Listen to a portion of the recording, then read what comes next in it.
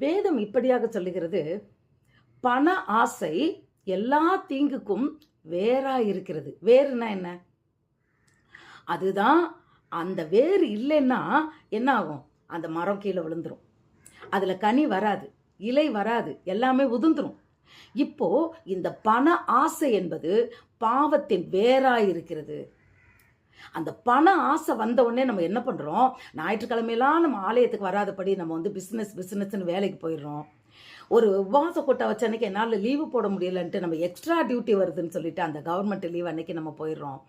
இப்படி பண ஆசையானது, அப்போ நம்ம அப்படி போகும்போது இந்த சாத்தான் என்ன பண்ணுறான்? குப்பை, பிரச்சனைகள், போராட்டங்கள் எல்லாத்தையும் கொண்டு வந்து நம்ம வாசலில் போட்டுடுறான், நம்ம வீட்டுக்குள்ளே போட்டுடுறான், நம்ம பிள்ளைங்கிட்ட கொண்டு வந்து போட்டுடுறான்.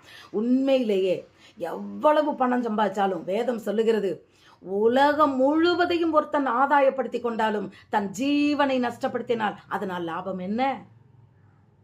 பார்த்தீங்களா? இந்த ஜீவனை நஷ்டப்படுத்துவதற்கு இந்த பண ஆசையானது வேறா இருக்கிறது.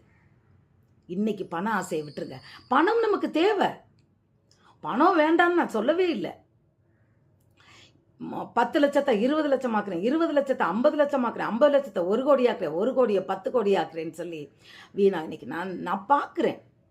60 வயசுக்கு மேலே ரிட்டையர்ட் ஆகி உட்காந்துக்கிட்டு இருக்க வேண்டியவங்க அந்த உலகத்தின் அது என்ன சொல்றது, பணம் சம்பாதிக்கிறதுக்காக ஓடுறாங்க. ஆண்டவரை கூட தேடாதபடிக்கு ஓடுறாங்க. இதுதான் தவறு. பண ஆசையை இன்னைக்கு விட்டுட்டு கர்த்தரை தேடுங்க. பணத்துக்கு பின்னால் ஓடாதீங்க. நீங்கள் தேவனுக்கு பின்னால் ஓடுங்க. பணம் உங்கள் பின்னால் ஓடி வரும். God bless you.